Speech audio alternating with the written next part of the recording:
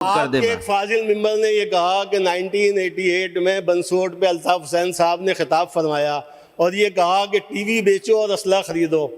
तो मैं इस बात को गवाही देता हूँ कि ये जो कुछ भी इन्होंने फरमाया बिल्कुल सही था। मैं वहाँ मौजूद था और मैं भी तालियां बजाने वालों में शामिल था और मुझे आज भी उस पर कोई शर्मिंदगी महसूस नहीं होती कि मैंने इस वाक़े पे क्यों तालियां बजाई। तो ये बात जो ये समझते हैं कि ये गलत बात थी, ये गलत बात नहीं थी, बिल्कुल सही बात थी। क्योंकि अगर आप उस वक्त के हालात में जाएँ तो उस वक्त साना कस्बा अलीगढ़ हुआ जिसमें ख़वातीन की असमतें लूटी गई, जिसमें लूट मार की गई। उस वक्त वाक़या पक्का किला हुआ जहां औरतों की बेहुरमती की गई। आज भी पक्का किले में जाएं तो औरतों की लाशें वहाँ नज़र आती, वहाँ पे वो उनकी कब्रें मौजूद हैं। वहाँ पे वाक़या हुआ, सोहागकोट का वाक़या हुआ। जब ये हालात थे तो इन हालात में इस किस्म की बात की गई तो हम ये समझते थे कि ये बात बिल्कुल सही और जायज़ है। टीवी छोड़ने के बजाय अपनी हिफाजत के लिए असला लेना चाहिए। तो इसमें कोई शर्मिंदगी की या बुराई की बात नहीं है। उसके बाद उन्होंने बात की बोरीबंद लाशों की। अच्छा, इस सूरत हाल के जिम्मेदार वो खुद भी हैं और क्योंकि वो खुद उस वक्त पुलिस फोर्स में थे, वो ASI थे उस ज़माने में। उन्होंने बात की फारूक दादा की। तो फारूक दादा को जिस वक्त कत्ल किया गया या मावरा अदालत कत्ल किया गया, उनको जहाँ बंद किया गया CIA सेंटर सदर में, उसके मुझसे ज़्यादा उसके हालात और वाक़यात उन्हें पता है। उन्हें पता है कि उनकी तरक्कियाँ किस तरह होती हैं और किस तरह नहीं हैं।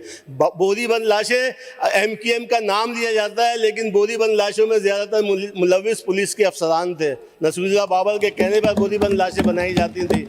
हमें आज भी याद है हमारे कितने साथी और दोस्त ऐसे थे जिनकी बोरीबंद लाशें हमें मिली हैं। क्या वो MQM ने की? अगर MQM बोरीबंद लाशें और ये लाशों की सियासत करती तो शोधा कब्रिस्तान MQM का नहीं होता, किसी और पार्टी का होता। दूसरी बात की हमारे एक साथी ने आज आपकी तरफ से कि जी हम नहीं भूले। तो भाई हम भी नहीं भूले, 27 दिसंबर, हम भी नहीं भूले उस दिन की लूट मार, हम भी नहीं भूले उस दिन की अज़मतें औरतों की लूटना, हम भी नहीं भूले तैयार अगवा, हम भी नहीं भूले वज़ीर आज़म के होते हुए उनके भाई का कत्ल, हम भी नहीं भूले। बहुत सारी बातें ऐसी हैं जो नहीं भूले। हम भी नहीं भूले कि सर काट के जो फुटबॉलें खेली जाती थी, हम भी वो बातें नहीं भूले। लेकिन हम ये बातें भूलकर, हम ये बातें छोड़कर आगे बढ़ने की कोशिश कर रहे हैं। हम ये चाह रहे हैं कि भाई अफ़हाम और तफ़हीम से चीज़ों को लेके चला जाए, आगे बढ़ा जाए। लेकिन आगे बढ़ने के बजाय रोज़ आती हैं यही बातें। साना बल्दिया टाउन की बात आ गई कि जी बल्दिया टाउन फैक्ट्री को हमने आग लगाई। मैं दावे से कहता हूँ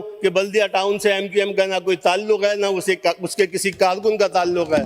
मैं दावे से कहता हूँ कि अम्मार सिद्दीकी हो, भूला हो, रहमान भूला हो, वो पहले भी हमारे कारकुन थे, आज भी हमारे कारकुन हैं। अल्ताफ हुसैन के दौर में जितने भी शहीद हुए हैं, सादिया जावेद ने बात की कि जी आपने डिसोन किया। हम आज तक किसी भी शोधा को हमने डिसोन नहीं किया, चाहे वो किसी भी टाइम में शहीद हुआ हो, किसी भी वक्त शहीद हुआ हो। हम आज भी उनको ऑन करते हैं और तब भी ऑन करेंगे। इन्होंने बात की अजमल पहाड़ी की। अजमल पहाड़ी कल भी हमारा कारकुन था, आज भी हमारा कारकुन है। इन्होंने बात की शहीद बरम की। शहीद बरम कल भी हमारा कारकुन था, आज भी हमारा कारकुन है।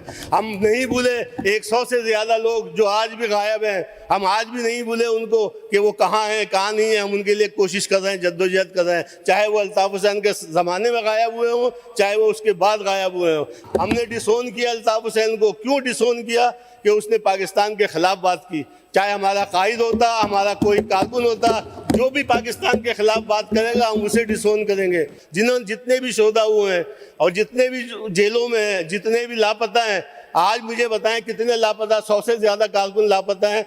वो सरकारी मुलाजिम थे, ना उनको आप बताते हैं कि भाई वो जिंदा हैं, वो मर गए, वो कहाँ हैं, कहाँ नहीं है। ना उनकी फैमिलियाँ दर दर फिर रही हैं, उनकी सैलरियाँ नहीं मिल रही, ना उनको वाजबात अदा किए जा रहे हैं। कहते हैं जी वो बंदा मौजूद नहीं है, गायब है।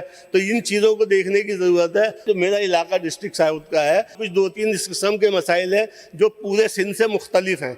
इस सूबे में, इस डिस्ट्रिक्ट में 1000 से ज़्यादा बिल्डिंगें ऐसी हैं जिनको आपने हेरिटेज का दर्जा दे दिया। अब उन बिल्डिंगों में जो लोग रहते हैं उसमें कई 100 बिल्डिंगें ऐसी हैं जिनको SBCA कहता है कि जी आप इनको खाली करें। अब जो लोग वहाँ रहते हैं, जो किराए पे हैं या जो जिनकी जगह हैं, 1-1, 2-2 फ्लैट हैं लोगों के, वो कहाँ जाएं? ना हेरिटेज वाले कहते हैं कि जी अब इन्हें तोड़ के नया बनाने नहीं देंगे, KBCA कहता है हम आपको रहने नहीं देंगे, تو وہ دونوں کہاں جائیں؟ آپ کے ادارے لڑ رہے ہیں. ہونا تو یہ چاہیے کہ اگر ہیریٹیج آپ کو کرنا ہے، کوئی ایک اسکیم نہیں ہے، کئی سالوں سے میں دیکھ رہا ہوں کوئی ایک اسکیم نہیں ہے جو ہیریٹیج بلڈنگوں کی مرمت کے لیے یا چیزوں کے لیے آپ نے رکھی ہے. اس بجٹ میں بھی کوئی 1 روپیہ نہیں رکھا گیا ہیریٹیج کے لیے. تو آپ سلیکٹ کریں بلڈنگیں 25 30 50 40 جو واقعتاً ہیریٹیج ہیں ان کو رکھیں، باقی بلڈنگوں کو ہیریٹیج سے نکالیں. یہاں بہت ساری بلڈنگیں ایسی ہیں جو پگڑی سسٹم پہ ہیں، اس کا کوئی قانون نہیں ہے. آج تک پگڑی پہ کوئی قانون سازی نہیں کی گئی. کیوں نہیں کی گئی؟ کہ بھائی اس کو کرو گے غیر قانونی ہے. ہیلتھ کی بات ہے، غزل آباد ہاسپٹل ہے، اس کے برابر میں ایک بلڈنگ ہے. سعدیہ جاوید نے کہا کہ جی بلڈنگیں تو بنا دیتے ہیں، ہم تو آباد کرتے ہیں. آج 10 سال ہو گئے، 12 سال، وہ بلڈنگ آج تک آباد نہیں ہوئی، بھوت منظر پیش کر رہی ہے. KMDC کو یونیورسٹی بنا دیا، اب اس کے لیے اشتہار دے رہے ہیں کہ جی باہر سے لوگوں کو بلا رہے ہیں. بھائی جو وہاں لوگ کام کر رہے ہیں، جو ایلیجیبل ہیں، پہلے ان کو تو ترقی دیں ان پوسٹوں پہ، نہ کہ باہر سے لوگوں کو بلا کے ترقی دی جا رہی ہے. اس کو روکا جائے.